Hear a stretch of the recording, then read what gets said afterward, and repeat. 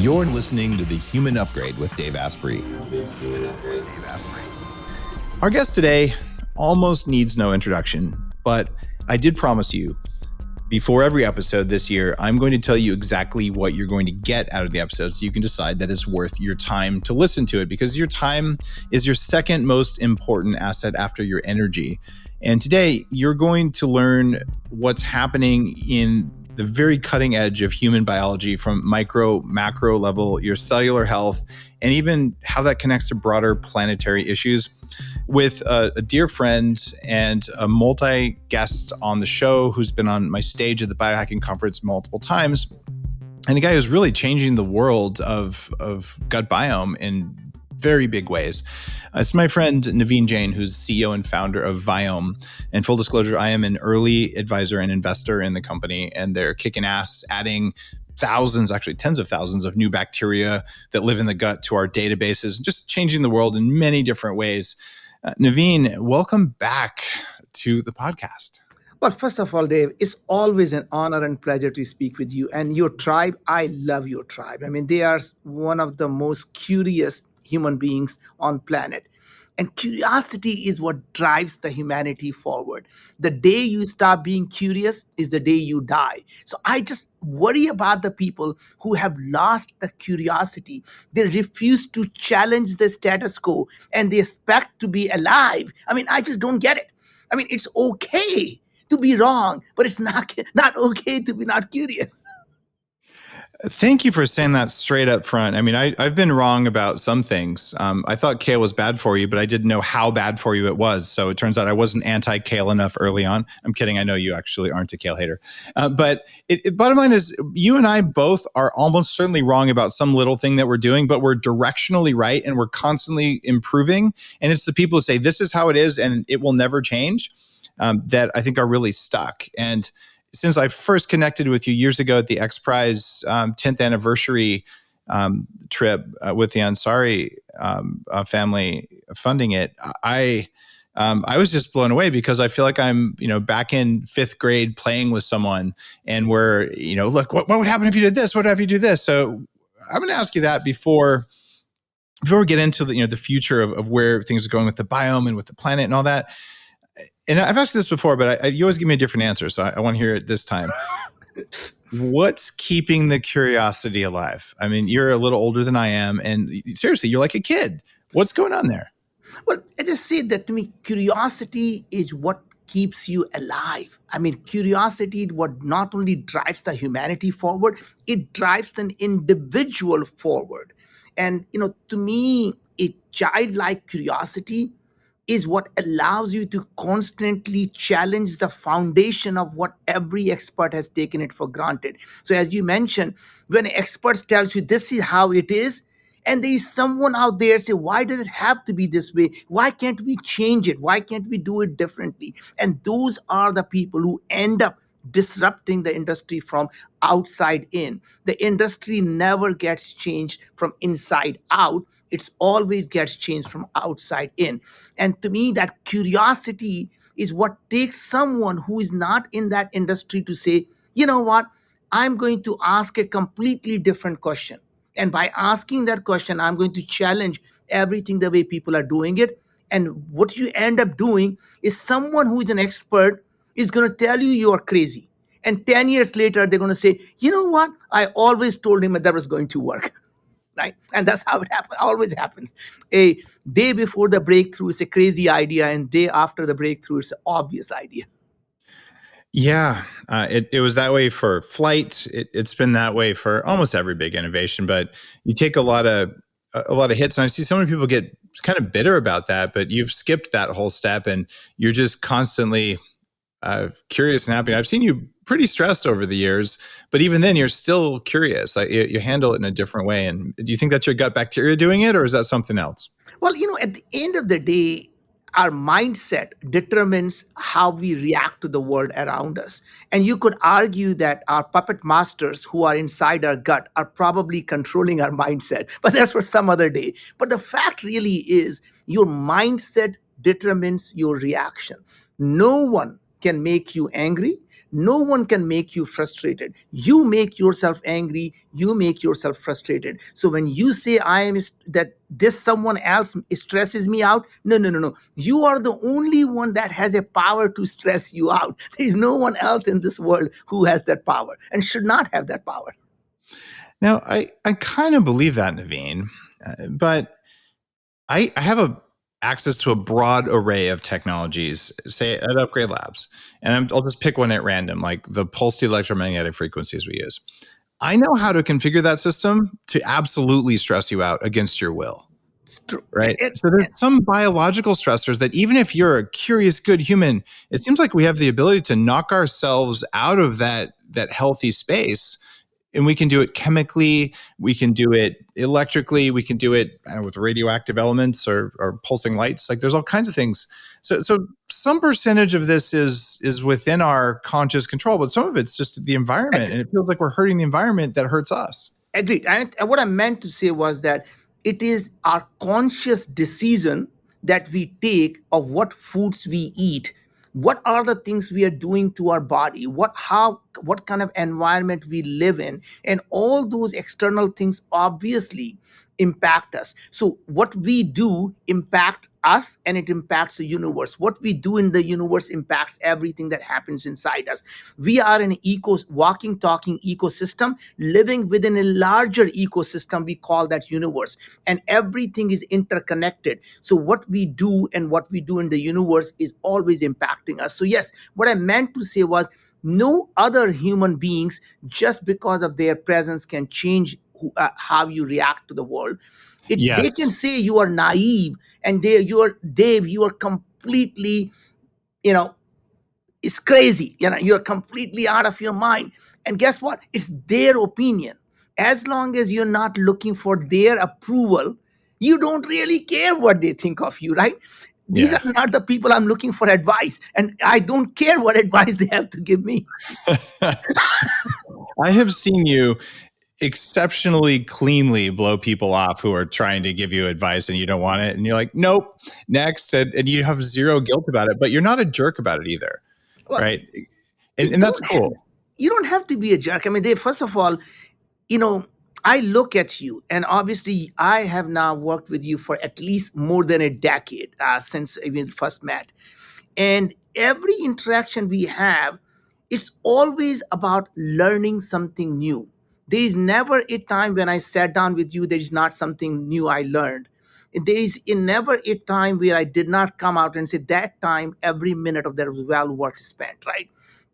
And those are the only people you and I spend time with. We just are way past where you spend time with someone because you need something from them. That time has come and gone. I don't spend time with any assholes. I don't care who they are. It's just not, it's easy to say that, Naveen. And if someone's listening to this show right now, Naveen is speaking the truth. I mean, he is very not rude, courteous, but just you're probably the most curated of those relationships. And you can tell, I think that's part of what makes you happy. It's pretty impressive. I don't know that I'm quite at that level, but I aspire to it. We'll put it that way. Well, I can tell you, Dave, I have met the people that you associate with, and every one of them is a group of a tribe member that I would always be part of. Thank you, Naveen.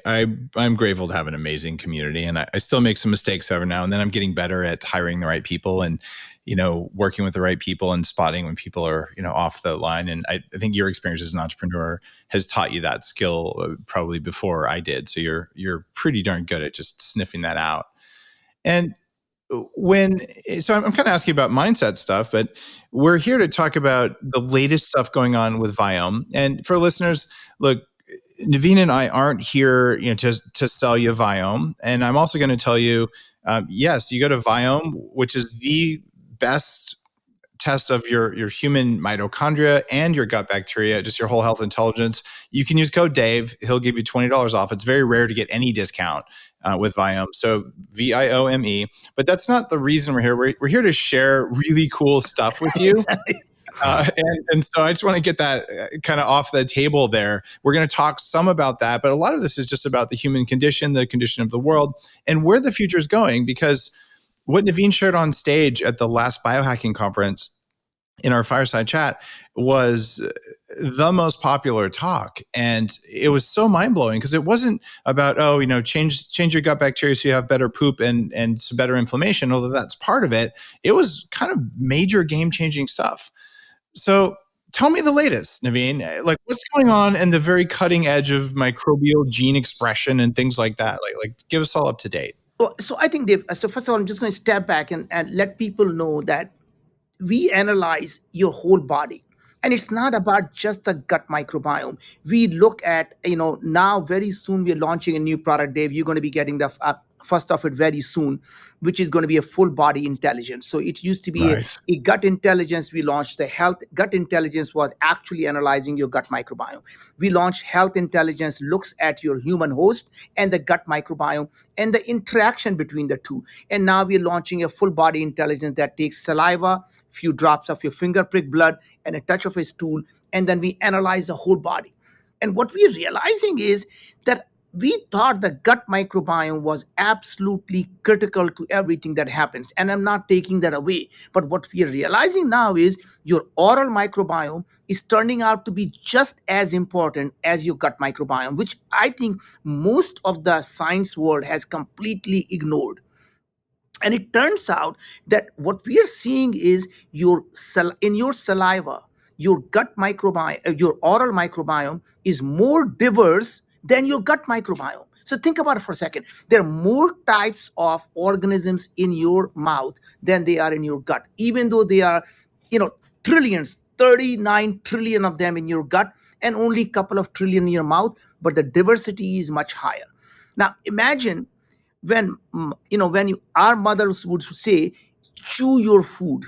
What does that really mean, that chew your food? Was she really saying, hey, if you take a big food somehow it's going to get stuck in your throat? No. The idea was by chewing your food, you were actually allowing your oral microbiome to pre-process that food. And by pre-processing that food, it was sending the signal down to the gut microbiome about what is coming. And by pre-processing the food, it became easily absorbable by the nutrition by your gut lining. Right? And that was the fundamental thing. So when we are eating food too fast, or when we are eating food when we are stressed, now think about what's happening. We come from work where most people who are not, I would say, fortunate enough to be an entrepreneur, or even who are entrepreneurs, they come home, they are stressed from everything that's happening. Their boss is chewing them out, and if you happen to be the boss, then everyone else is chewing you out because they all need something from you, and you say, just leave me alone, I got plenty of my own problems to deal with right now. Irrespective, you come home, you're stressed, and your spouses are stressing you out because they think you're not spending enough time with them, and you're now eating your food. Guess what happens when you're stressed out? You are actually in a sympathetic mode, fight or flight response. And when you are in the fight or flight response, the number one thing that happens, your body says, you don't need to worry about digesting the food. You're about to become a lunch for someone else. The tiger is chasing you, right?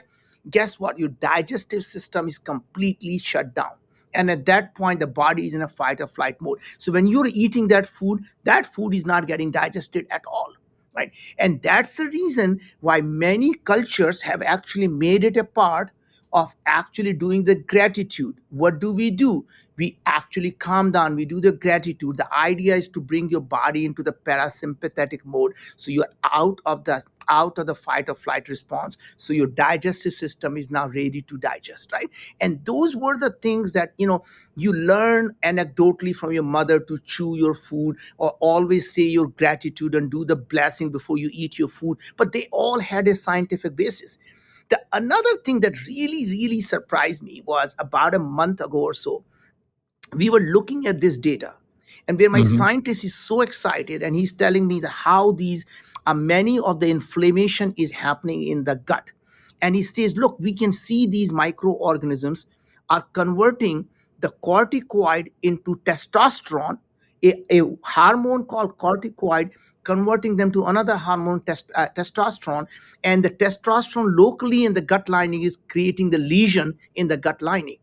And he's excited about that, and I'm excited about it. Corticoid isn't come from stress. He said yes.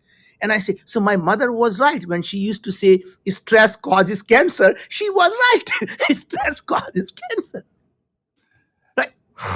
Don't you want testosterone? That's Oh, not you going to do, cause but cancer. not in the local gut lining, because see, the testosterons are really good, but when they happen to be locally around the gut lining, they actually are extremely inflammatory. Okay. Right. I did not know that. So oral testosterone is inflammatory? The gut testosterone. Oh, wow. Okay. So how would we avoid having gut testosterone? Basically, I told them that actually the microorganisms convert the corticoid, the stress hormone, into testosterone. So the idea is to reduce your stress, right? And the idea would be to do the meditation and actually generally be in a calm state of mind. And I think you can go back to the Eastern philosophy of the world where they can, you say, look, it doesn't matter what's happening around you, you control how you react to it, right? So world around you could be falling apart, and which, by the way, in general is, whether it's a political nightmare that you have where everyone else wants to tell you what you should or should not be doing today, right? You should be going here, you should be sitting here, you should be wearing a mask, you should be doing this, you should be doing that. And God knows another country wants to attack another country. And you know what? The shit show is going on everywhere. Now, and that gives you corticosteroids, right? Yeah. That's not what we need. And then, by the way, our kids give us, stress. Our spouses give us stress. Our work gives us stress. Our bosses give us stress, and our employees give us stress. So stress is everywhere around us. It is around us, and it's interesting because we talk about the mouth biome that affects the lung biome, it affects the sinus biome, and it affects the gut biome. You feel like that's where stuff comes in, right? Absolutely. And by the way, it's not that. It's also affect your brain. So a lot of the neurodegenerative diseases are now being directly linked to actually the inflammation in your gum. Imagine what happens when you have a gum lining that's inflamed, you have bleeding.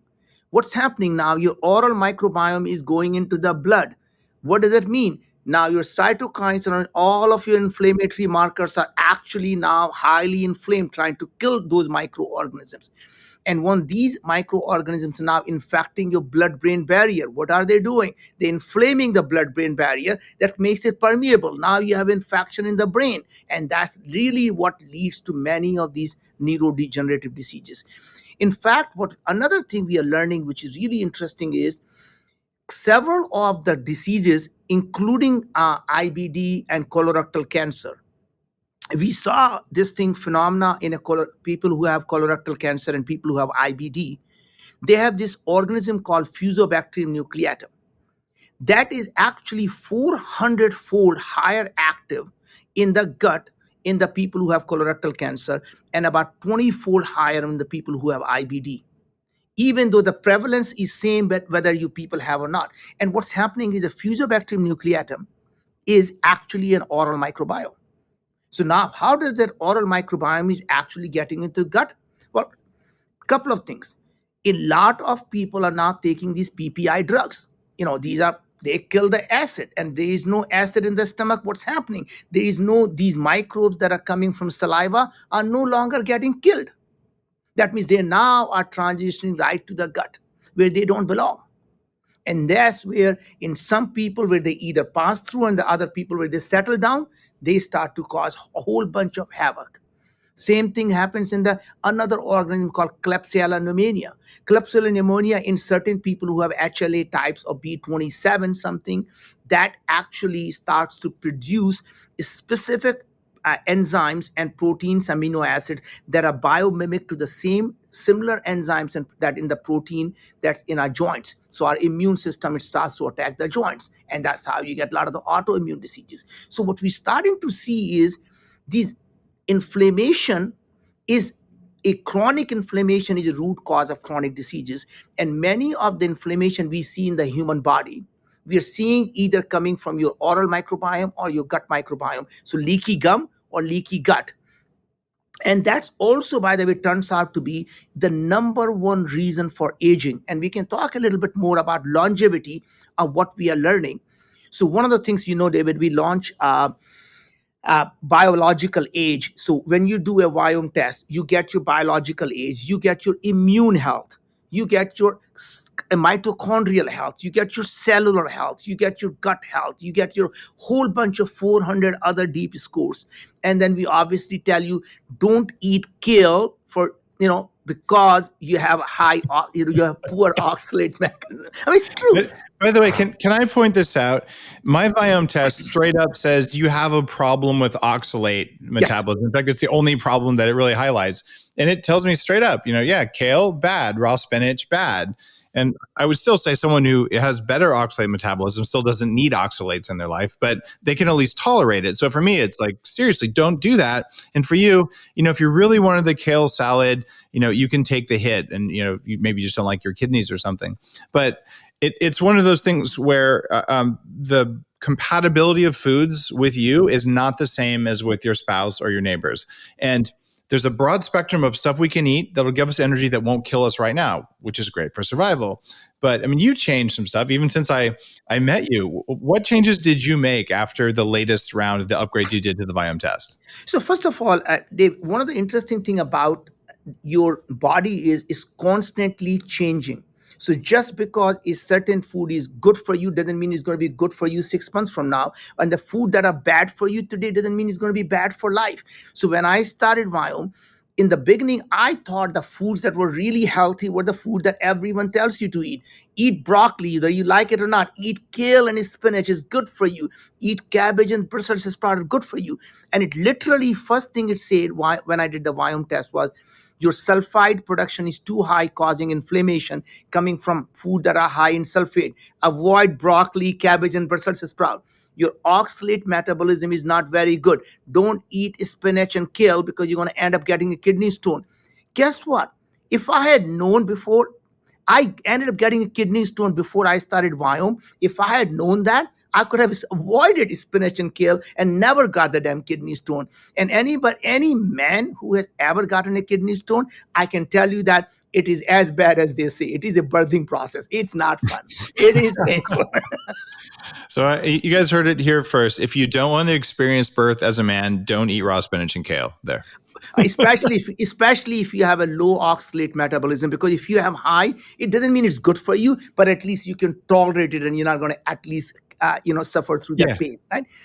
It's totally true. And there's an upper limit. So most people can have some oxalate. So you save it for stuff that you really like versus raw spinach, which you probably don't really like. So I agree with you. And some people can probably eat a spinach salad every day and it's not going to be nearly as harmful. But the same thing is true for people say the red meat is bad for everyone and no one should eat red meat, is going to kill you and you're going to have heart disease.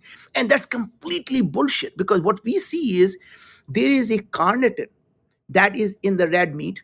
And unless that carnitine is converted by your gut microbiome into TMA, trimethylamine, that gets absorbed in the blood and your liver converts them into something called TMAO, trimethylamine oxide.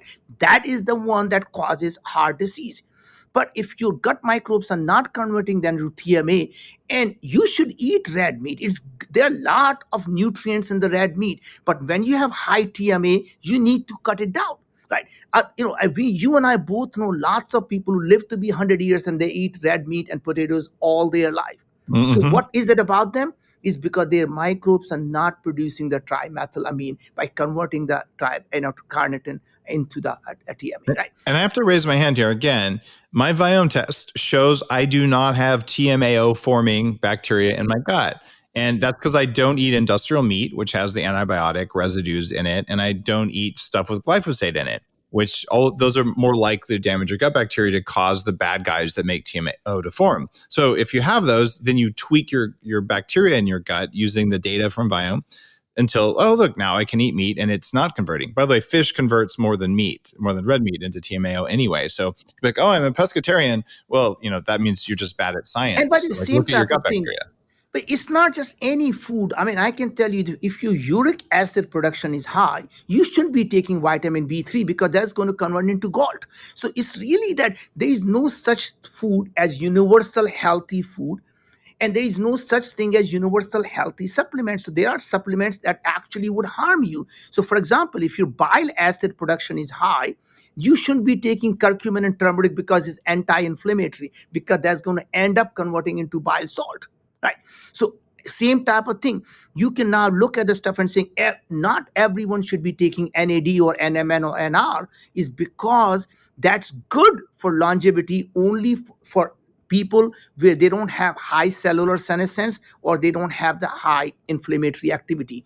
Because if you have high cellular senescence or high cellular or high inflammation, you don't want to be boosting your mitochondria, producing more free radicals, causing more inflammation, causing more stuff, right? So point really is that you have to look at when your body is able to do and when you're overdoing it versus when you're underdoing it, right?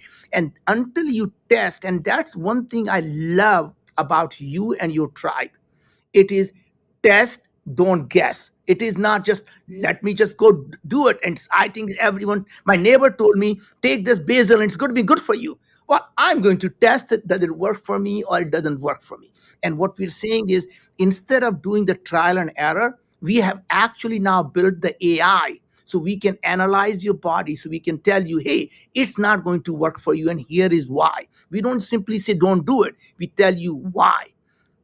Right? So if we see the lot of ammonia being produced in your gut, we know that ammonia actually can see the pathways that are active, are Yeah. protein fermentation pathways. We say, oh, that means your protein is not getting digested by your upper intestine. You should take digestive enzyme with that, right? It's not that, In hey, fact, there's two groups who need to hear what you just said again. One is carnivores and the other is bodybuilders. Right. So anyone who's gone to a gym full of like the real big guys, like you don't want to breathe the air in that gym because they're all making huge amounts of ammonia in their guts. And reducing ammonia protects your kidneys, and it's profoundly anti-aging. And some of the amino acids like ornithine that I recommend are specifically there to drop the levels of ammonia in the body. But you just don't know if you've got that going on. And the enzyme thing, or hydrochloric acid we talked about earlier, with sterilizing the bacteria from your mouth, that also is tied in. And the thing that I like about this, yes, I've spent, geez, I don't know, $100,000+ on lab tests over the years, right? Partly because I'm curious, partly because I was super sick and I would spend everything I had to get my energy to where it is now. But you're adding like biological age, stress response, cell health, immune health, mitochondrial health, and gut bacteria, and it's $200. And then people get $20 off. So was it code Dave or code Asprey? I already forgot the code on Biome. It's what is it? I think it's code Dave. Yeah. Yeah. So there you go. But so it's $180, but it's probably the most cost-effective test that I've seen. And what I like about your business model is that you sell the test for exactly what it costs to run the test. And the cost has dropped from like $400 when you launched at the conference years ago, down to less than half of that.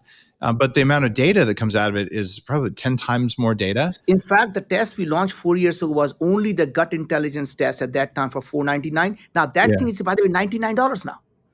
Oh, so there you go. It's $99 for that test. So the costs have dropped a lot. And when people are saying, where do I get started with testing? I don't think there's a better value than this, because it gives you a lot of data and you can say, oh, it's working pretty well, or I didn't know I had that problem. But Dave, and one more thing we did, which is really groundbreaking, and I think I'm surprised no one has ever done that, is now once we analyze your body, we can tell you what nutrients your body needs. So for example, we don't say, hey, everyone takes vitamin D, vitamin C, all the stuff, multivitamin, everybody. We say, no.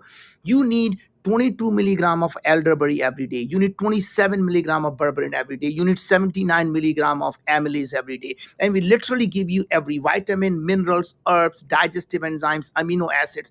And guess what? All the probiotics, prebiotics. And we literally make those capsules with only those ingredients that are good for you and with only in that dosage. There is no pre-made capsule. It's not take one capsule from pink drawer, one from red drawer. We literally have these robotic machines. They say, go to bin number 33, take 17 milligram. Go to bin number 13, take 27 milligram. And literally take that powder, we mix it up, and then we put them in a capsule and we ship it to you that day. That capsule is made for you that day. And literally every month when you do a test, whenever you do a retest, we make them again. So every single month, you get that thing made for you on demand every single month. And we're going to do something even better now. Dave, this is something we haven't announced yet, but you're always a friend, so you get to hear it first. All right. We are now launching the next thing. So remember, we do the RNA testing. So we're literally looking at every transcript that's happening in your body, your human host and your microbiome, and the human host in your saliva, and microbial interactions in the human host, and microbial activities in saliva, stool, and blood. Last thing we're launching is the proteomics. Even though you would argue that transcripts should be able to give you the amino acid that tells you what protein is going to be produced, but some of the proteins are not made, they're not in the blood, they're not made by the blood transcript. For example, CRP. So what we're doing now is to actually have a proteomics in a blood card. You actually put the couple of drops of blood in the blood card, and now we are running a complete proteomics, and it's going to be a complete game changer, measuring TNF alpha, CRP.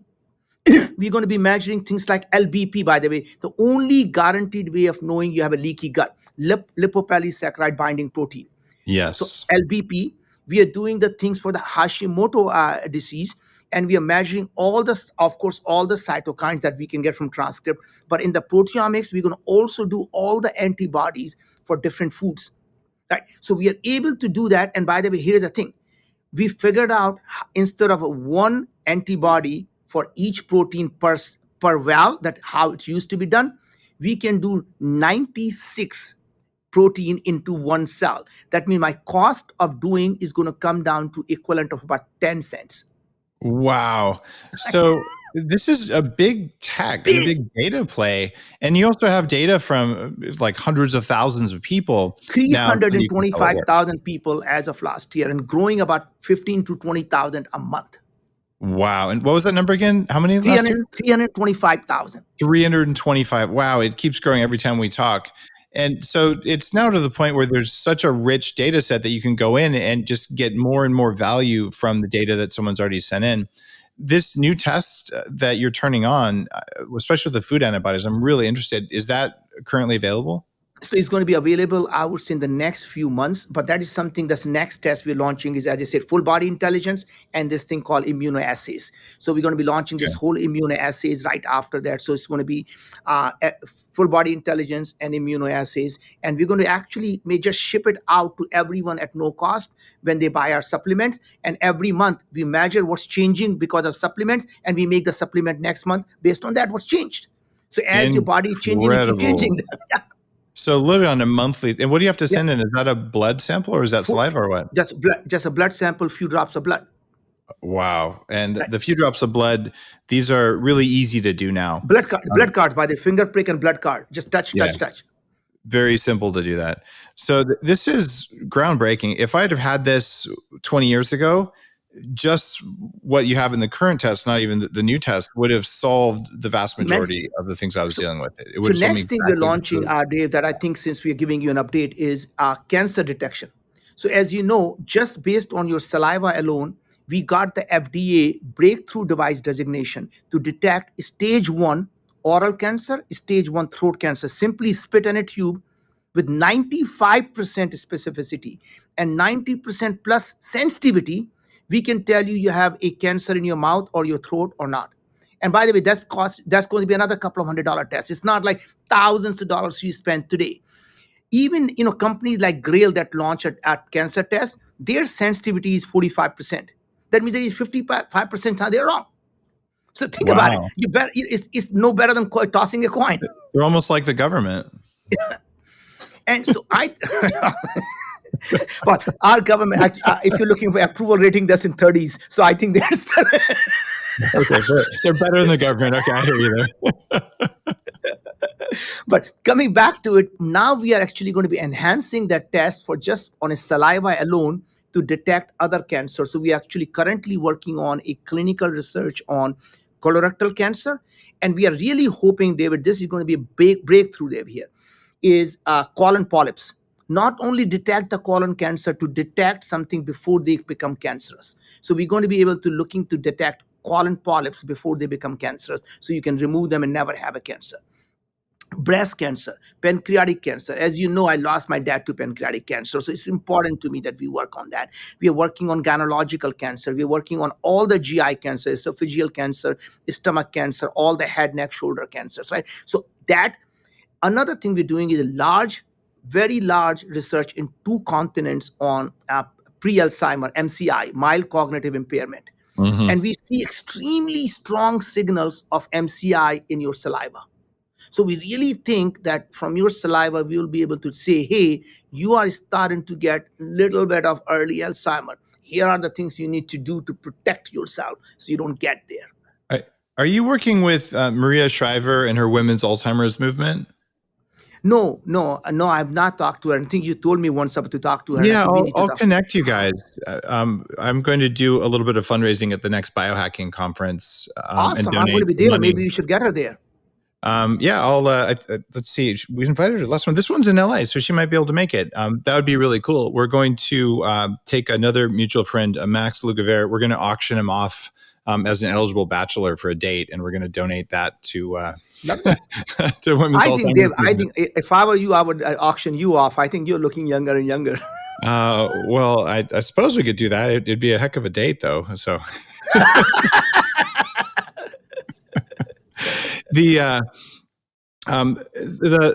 The idea, though, we have this world where Alzheimer's is about drugs and there's nothing you can do about it, and you have to break up these plaques. And you're using data in like true biohacker fashion to just blow that out of the water and say we can see it so long before. And what excites me about talking with you every time is that you look at the world through your lens. Right. And like, we can solve this. The data's right there. We've got algorithms already crunching through this, and it's obvious. And then you go to a normal Alzheimer's doctor and like, well, there's nothing you can do, but exactly. Have a service animal or a person, a caregiver. Do you think you'll be able to reverse it with this knowledge, or just keep it from happening in the first place? So think about that. What's happening? What causes these neurodegenerative diseases is not. Fundamentally, what really, really makes me angry is we have been preached. You have these genetics and it's nothing you can do. It's bad luck. And that is such a bullshit. Because remember, if you have a gene that you're born with, I don't care what that gene is, right? Why would that gene sit there for 60, 70 years and say, you know what? I'm sick and tired of waiting. I'm going to wipe out Dave's memory tomorrow. Like, really? Right. Really? Point is, something has to trigger that gene to overexpress or underexpress before it does something, right? So my point is, if you take the trigger away, does it really matter what genes you have? And that's the part I just keep saying, that don't blame that you're destined to get it and I've nothing I can do. It's a bad luck. The answer is you can do something about it. So here is what I see happening. That amyloid beta is a protective agent that is the glial cells are releasing to protect itself from the infection that they're getting when you have a permeability in the blood-brain barrier. So once the organisms are getting into the brain, the glial cells are releasing the amyloid beta to protect themselves. If you remove them, you have not removed the cause because the infection is still there. So my point is, all these drugs, they're simply trying to suppress the symptom, not the root cause. And that is a fundamental problem all these people have. Autoimmune disease, let's suppress your immune system. Would you like to figure out why the immune system is acting that way? That's been my whole path, because I know I have autoimmunity since I was a little kid, right? And Viome's helped a lot. It does. That. I think there's some things I still don't know, but we're going to get there. Right. And that's it's my an iterative process. And that's my point, is this idea of, it's just a bad luck. And I'm telling you, it's a matter of bad choices, not the bad luck that causes us to have these diseases. So I really believe that not only we'll be able to prevent, but to be able to, in fact, first of all, stop the progression, and then also to be able to reverse it. But we should be able to prevent it and stop the progression of it for sure, right? And then we want to be able to say, okay, now that we sealed the blood-brain barrier, we got rid of all that. Now let's get rid of the infection where it is there, so we can actually get rid of the cause and reverse the diseases. And that's the reason I believe many of these diseases are fundamentally turning out to be inflammatory diseases, including aging, by the way. The number one thing that we see in the people who are aging in every decade is the higher and higher cytokines in their body. That constant inflammation is what's causing people to age. Because when you have a constant inflammation, it is constantly destroying your organs. It's destroying every part of your body, that infection and inflammation. You know, we just had another podcast where we talked a lot about IL-6, interleukin 6, which is one that goes crazy with certain kinds of viral infections, including the most popular ones, but many other ones as well. IL-8, by the way, we are seeing IL-8 really, really high in people who have who are essentially a lot biological age is higher. We are seeing a lot of other interleukins that are playing a key part. And a lot of the viruses, actually CMV is another one that actually seems to be turning out to be one of the key viruses. CMV is definitely a big thing. And also EBV gets turned on. Yes, absolutely. So the Epstein-Barr virus. And so there's this weird interaction between viruses that we think don't matter, but are causing all sorts of aging. And then you get the other thing that you're the first person who made me aware of this, is that plant viruses are messing us up. Talk to me about plant viruses and aging and human health. Oh my gosh. So very interesting case is that a lot of the phages. So I think I'm going to talk about two things that no one wants to ever talk about. One is the phages. And by the way, Dave, you are probably one of the few people I've ever talked about phages, and you don't laugh at me. Because you said that's so important. The Russians know. Of course, we can't say anything from Russia's good right now. Yeah. But the Russian research on phages changed the world. I mean, in fact, a lot of Eastern European countries, I mean, Hungary and they have really large research on phages. So what we happening is a lot of these viruses, including the plant viruses, are RNA viruses. So think about it. So when you do the metagenomics, you do all the DNA testing, you never see them, because they are RNA viruses. And the only time you get to see them is when you're doing the metatranscriptomics. And we are the only company in the world that has been doing it at scale, right? So that's how we started to see these plant viruses. And what we see is these plant viruses have an ability to actually get past our gut lining, because the viruses can travel where the bacteria couldn't. So now we are starting to see these viruses were actually showing up in the blood, even when the people where the gut lining was not permeable. So I think what we're starting to see is a lot of these plant viruses are just as bad, including there are 10 times more phages in our gut than the bacteria. And by the way, nature is the same. I think in the nature, when you look at for every single bacteria, there are probably 10 or 100 more phages out there. So phages are all over us. It's not some anomalies out there. We live in their world. They don't live in our world. Let's be very clear. So well said. And it's really neat when you get to foundational stuff in biology. These are very small molecules. They're very small, even if you can call them organisms, they're not quite alive, but they're basically things that are infecting or affecting bacteria, right? And then we know bacteria affect us. So the stuff that's messing with bacteria that mess with us or help us, they seem like they might be kind of important in a system like that, but it's largely overlooked. And so the fact that you can measure them means we can pay attention to it. And this brings me back to the conversation about cholesterol. It was easy to measure a long time ago. So we have billions of dollars of research saying, well, we could measure this, therefore it must be in charge of all these other things. It's not in charge of. Oh my God. And what you're saying is, well, now we can measure this stuff. Let's actually use big data, which you couldn't use in 1945 when they're looking at cholesterol, and see what's actually changing things. So let me ask you this. Should I be sterilizing any vegetable by cooking it before I eat it? Because if I eat a raw vegetable, I'm going to get phages all over the place.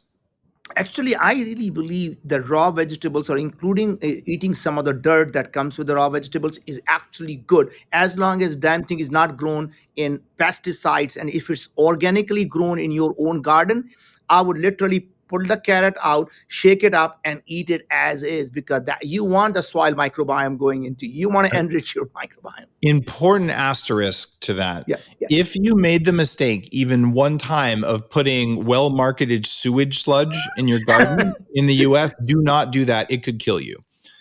There's a whole documentary that's largely censored by the health ranger, who's mostly taken offline because of some stuff he's doing. But literally, there's 56 kinds of E. coli, and only one is compatible with you.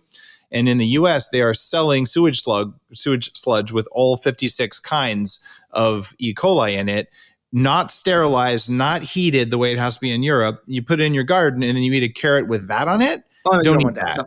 No, I'm talking about Okay. if it's grown and you're growing it and you're putting Yeah. real organic stuff, I think With it's good actually soil, good for you. right. Yeah, good soil. Are you hopeful that we're going to have prescription phages? There was a move towards that in the 80s and 90s in So Eastern I Europe. believe, especially for infectious diseases, instead of taking antibiotics, I think there are going to be specific phages for specific bacteria that you'll be able to actually kill that only. So if you have strep, you only want to kill that streptococcus. You don't want to kill everything else. So yes, there are going to be phages. And I really believe now these CRISPR phages that are actually designed to actually kill only one and only when the something is misbehaving. So remember, the bacteria can be good for you or it can be bad for you depending on its behavior. So Akkermansia can be probiotic and Akkermansia can cause multiple cirrhosis. C. diff can produce butyrate, C. diff can kill you. So my point is, you want to measure not what organisms are there in your gut, you want to measure what they are actually doing. Same thing in your oral microbiome. Mhm. And now using CRISPR phages, you can only attach when there is a certain functions that are being actually performed by these organisms. And that is fundamentally Wow. changes everything. So you want to CRISPR the phages and make really custom engineered ones.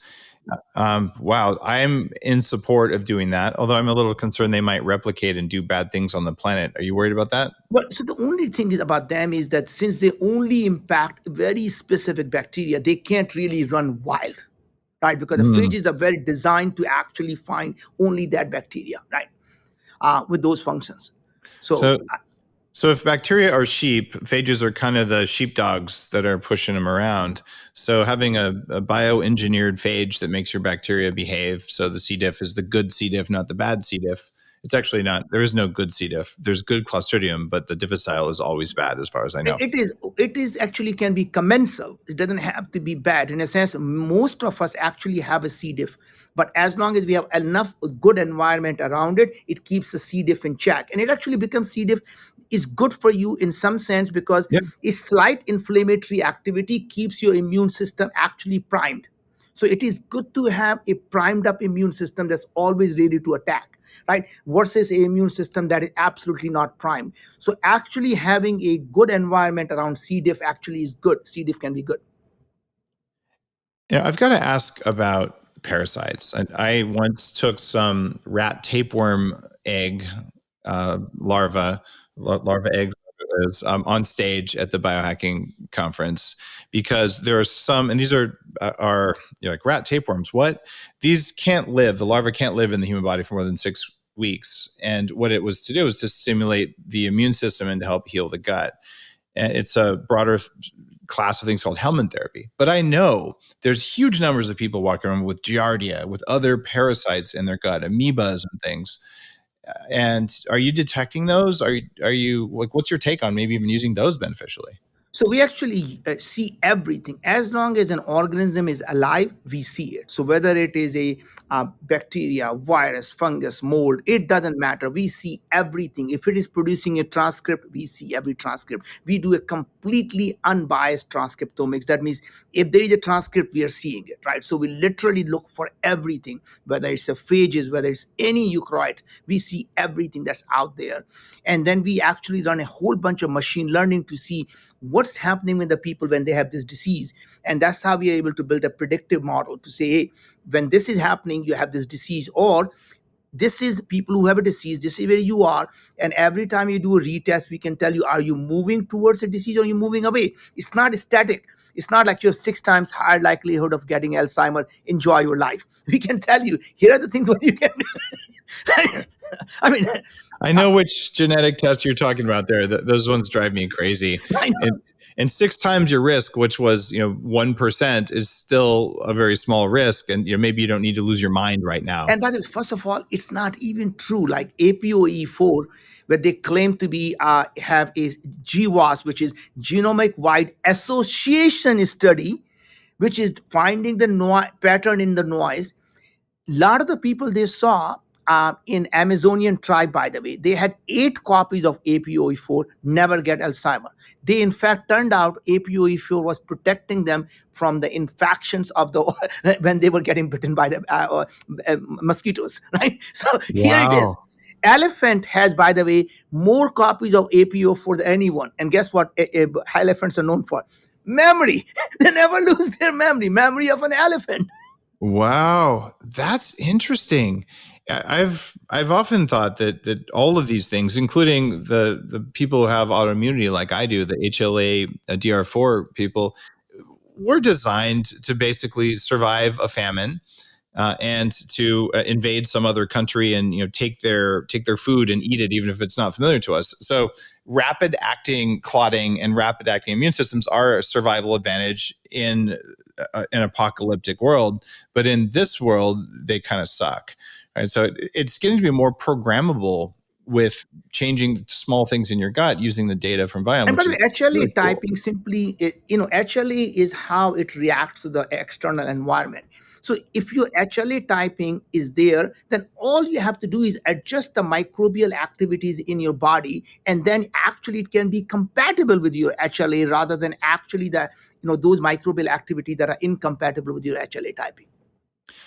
Well, there's microbial interactions with HLA that don't worry me as much, but people with differences in their SNPs there usually have mold problems. And we know now, and I've been saying this since I started my blog, the fungal biome is a massive thing. And it's called microbiome. Microbiome. Yeah, the myco, not microbiome. Yeah, myco meaning MYCO. Fungus. So talk to me about the mycobiome. What's going on with fungus in our guts? But so again, fungus is, as I said, it's like any other species. It can be commensal and it can be absolutely parasitic, right? In general, fungus is just a bad thing, right? But it's not that if it is a tiny bit of fungus, you need to go out and say, God, I need to flush my body out and get a new body. In a sense that if you have an environment, remember, it's part of the ecosystem. So don't focus as much on individual thing as focus on this whole ecosystem, right? This ecosystem actually balances itself out as long as you create a good environment. When the environment is toxic, guess what happens? Even the good organisms start to release toxic stuff to protect themselves from the other toxicity, right? So when you see that you are in a gut environment which is high flagellar activity, high LPS, lot of toxins, every organism wants to protect itself. What does it do? It releases more toxins to kill those guys. And by the way, we as humans are simply a collateral damage to that problem, right? But guess what? If you have these fungus and you have it within the good ecosystem, it will keep everything in check as long as it's in a smaller quantity. When it gets to be into a quantity which is larger, then the whole ecosystem falls apart. I think that's reasonable. One of the examples of that is if you're in a house that has toxic mold, in your sinuses and in the back of your throat, your streptococcus bacteria will shift to protect themselves from the antibiotics that are made by these funguses, because we all know fungus is where it comes from, right? Mold makes penicillin, for instance. And then you get a much higher risk of strep throat because you have more aggressive bacteria that then make lipopolysaccharides in your sinuses right next to your brain, which cause brain inflammation. So we have some control of our environment, but you don't know if you're eating at a moldy restaurant, and if you're sensitive, it'll actually cause these bacterial shifts. Is there something that you're learning with Viome about how to turn that off? I mean, are we going to be doing probiotic nasal sprays? What's the future look like? I mean, I think ultimately, in my opinion, there has to be a very specific targeted thing for each of these cases. I think they're not going to be is one silver bullet for everyone. So we have to look at the stuff and saying, okay, what are the organisms there? What are the specific mold and fungus in there? And how do we attack that specifically, that target, rather than do something that actually would destroy everything else around you? So you want to keep the ecosystem as much intact as possible and only get rid of the bad actors. Got it. So there's more work to be done there, I think, and we may end up with it is very early stage, Dave. That part I would be lying if I say that's coming out in the next 6 months. This is a problem that's going to get solved. What's good thing is data and machine learning is going to solve this problem. They just know two ways about it. Whether it happens in 2 years from now or it takes 5 years from now, it is going to happen. Within a decade, I can guarantee you, we as humanity will get rid of cancer, because there's just no doubt in my mind, we're starting to understand what causes the onset of a cancer and the progression of the cancer. And this thing is going to happen. We are going to be able to prevent and stop cancer from happening in the human body, period, in the next decade. And same thing for autoimmune diseases, same thing for many of these metabolic diseases. Now imagine, there is no reason any one of us need to actually have a diabetes. I mean, think about it. Diabetes is not something you develop overnight. It happens 8-10 years where you have high insulin. High insulin leads to high glucose. When the insulin cannot get rid of enough glucose, then you get the HbA1c to go up. So this is a long-term problem that you can stop at any stage before you develop a diabetes. Obesity, and you and I both know, it's not that obesity somehow is in our DNA. Oh, you are going to get obese. It may be you're predisposed to it, but you still have control over it. It's not like you have to happen. I lost 20 pounds, and Dave, you lost plenty weight. And now you're developing muscles. So it's not you have to lose weight, but you're getting rid of the damn fat and converting them into muscles, right? Right, right. What have you seen in terms of gut bacteria and muscle growth in people?